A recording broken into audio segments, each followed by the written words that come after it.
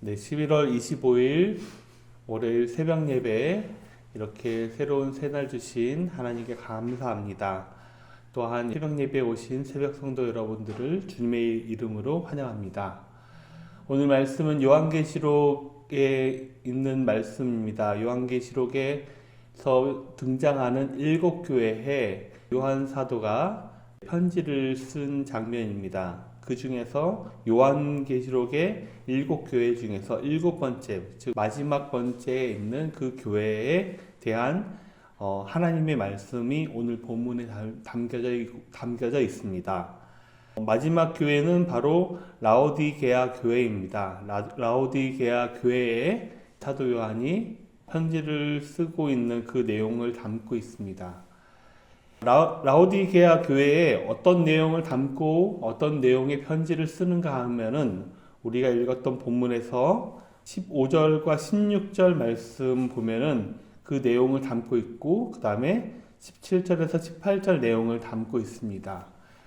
라오디게아의 그 행위, 그 믿음에 대한 내용을 담고 있고 또 그들의 상태에 대한 이야기를 하고 있는 것이죠. 첫 번째 라오디게아 교회에 대한 그 행위에 대한 이야기를 하면서 오늘 말씀을 보니까 내가 차지도 아니하고 뜨겁지도 아니한도다 라고 이야기를 합니다. 즉 미지근한 그러한 행위를 하고 있다라고 설명을 하고 있습니다. 또한 라오디게아의 교회의 그 행위에 대해서 17절과 18절을 보면은 이 교회가 부자라고 말을 하고 있지만은 하지만 그렇지 않고 곤고하고 가련하고 가난하고 눈이 멀었고 또 벌거벗은 그 모습을 하고 있다라고 설명을 하고 있습니다.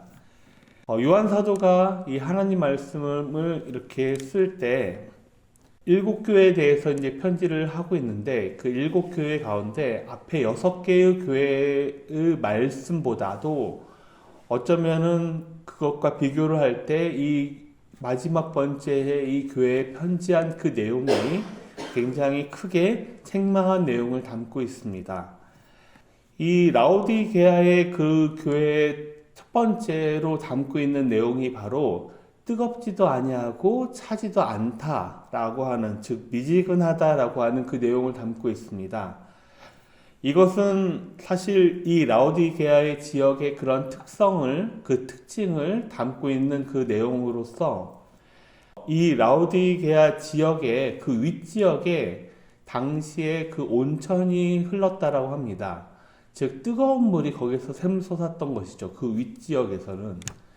근데 그 윗지역에서 그 뜨거운 온천이 라오디게아에 도착을 했었을 때는 그 뜨거웠던 물이 식어서 미지근한 물이 되었고 그 물이 흘러가서 아랫지역으로 갈 때는 오히려 더 시원한 생수로 바뀌었다라고 설명을 하고 있습니다. 즉 온천물이 흐르는 그 중간 지역의 특성을 빗대어서 이렇게 이야기를 하고 있는 것이죠. 다시 말해서 이 라오디게아의 교회의 그 믿음에 대한 행위가 온천물처럼 그런 뜨거운 믿음이 아니라 또 아랫지역 같은 그런 시원한 그런 믿음이 아니라 오히려 굉장히 미지근한, 그리고 심지어 그 물을 먹었다 하면은 오히려 역해가지고 토해낼 정도의 그러한 믿음이었다라고 설명을 하고 있습니다. 그 내용은 미지근하다라고 하는 그 내용은 바로 영적으로 무기력하고 생동감이 없는 그 내용을 담고 있습니다. 하지만 이렇게 미지근한 그런 신앙, 미지근한 그 행위에 대해서가 문제가 아니라 정작 가장 큰 문제는 바로 이러한 문제를, 그 미지근한 그 상태를 알지 못한 것이 아닐까라고 생각합니다. 17절 말씀 보면은 라오디게아 교회가 부유하다곤 하지만은 그렇지 못함을 지적하고 있습니다. 오히려 그 교회가 바로 곤고하고 가련하고 가난하며 눈멀고 벌거벗었다라고 설명을 하고 있습니다. 이러한 예수님의 이러한 라오디게아 교회에 대한 그 지적에서 이제 해결 방법을 제시를 하고 있는데 세 가지로 제시를 하고 있습니다. 그 세 가지는 바로 열심을 내고, 그 다음에 두 번째는 회개하고, 마지막으로 마음의 문을 열라라고 설명을 합니다. 그 첫 번째 바로 열심을 내고 회개하라 라고 하는 그 말씀이 우리에게 주어진 말씀 중에서 19절 말씀이 있습니다. 19절 말씀을 우리 다시 한번 읽어보겠습니다. 19절 말씀 읽어봅니다. 시작. 무릇 내가 사랑하는 자를 책망하여 징계하노니 그러므로 내가 열심을 내라 회개하라. 예, 이렇게 하나님께서는 이 라오디게아의 그런 미지근한 그 신앙 행위에 대해서 해결 방법을 제시하고 있습니다. 열심을 내라라고 하는 그 말은 바로 마음이 나뉘지 않게 하나에 집중하여서 헌신하라고 하는 그런 뜻을 담고 있습니다. 주님은 전심으로 주님의 얼굴을 구하는 사람, 주님께 집중하는 그런 거룩한 열정을 보이는 사람을 사용하고 계십니다. 그리고 같은 절에 있는 19절에 회개하라 라고 하는 그 말씀은 마음을 바꾸어서 하나님께 돌이키라 라고 하는 그 내용을 담고 있습니다. 참된 회개는 행동의 변화를 따르게 합니다. 그리고 마지막으로 마음의 문을 열라라고 하는 내용은 20절 말씀을 담고 있습니다. 20절 말씀을 다시 한번 읽어보겠습니다. 20절 말씀입니다. 시작. 볼지어다 내가 문 밖에 서서 두드리노니 누구든지 내 음성을 듣고 문을 열면 내가 그에게로 들어가 그와 더불어 먹고 그는 나와 더불어 먹으리라. 마음의 문을 열라라고 하나님께서는 이 라오디게아의 교회에 대해서 이야기를 하고 있습니다. 이 마음의 문을 열라라고 하는 것은 바로 주님과의 참된 교제를 의미를 하겠죠.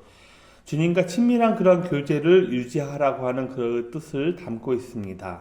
우리는 마음의 문을 열고 주님께서 초청하시는 그 초청을 받아들이기만 하면 됩니다. 비록 이 말씀은 이제 라오디게아의 교회에 대한 그 어떤 미지근한 그런 신앙에 대해서 행위에 대해서 지적하면서 세 가지 해법을 제시하고 있는데, 오늘 우리에게 주신 이 말씀을 의지한다면 우리들의 신앙 역시도 하나님을 믿고 예수님을 구주로 영접할 그 초창기에는 굉장히 뜨거웠던 그런 마음, 혹은 그 가운데 여러 가지 우여곡절 되면서 식었던 마음, 그런 과정을 겪고 있습니다. 하지만 가장 무서운 것은 바로 미지근한 그러한 신앙이 아닐까라고 합니다. 즉 영적으로 어떠한 열의도 없고 무기력한 그 상태일 때 우리는 이처럼 오늘 예수님께서 이 교회에 대해서 제시한 세 가지 해법을 우리에게도 적용할 수 있지 않을까라고 생각합니다. 그것이 바로 우리들 보고 열심을 내고 그리고 회개하고 우리의 마음 문을 열라라고 제시하고 있습니다. 이처럼 교회가 무기력할 때에는, 미지근할 때는 그 해법이 바로 주님과의 친밀한 교제로 우리가 말미암아서 그 문제를 해결해 나갈 수가 있습니다. 오늘 말씀을 의지하면서 오늘 하루도 여러분들이 열심을 내면서 또 회개하면서 마음 문을 활짝 여시는 그러한, 또 그것을 통하여서 주님과 친밀한 교제를 나누시는 하루가 되기를 간절히 바라겠습니다. 그러므로써 오늘도 이렇게 승리하시는, 그리고 주님과 친밀하게 교제하시는 하루가 되시기를 주님의 이름으로 간절히 바랍니다.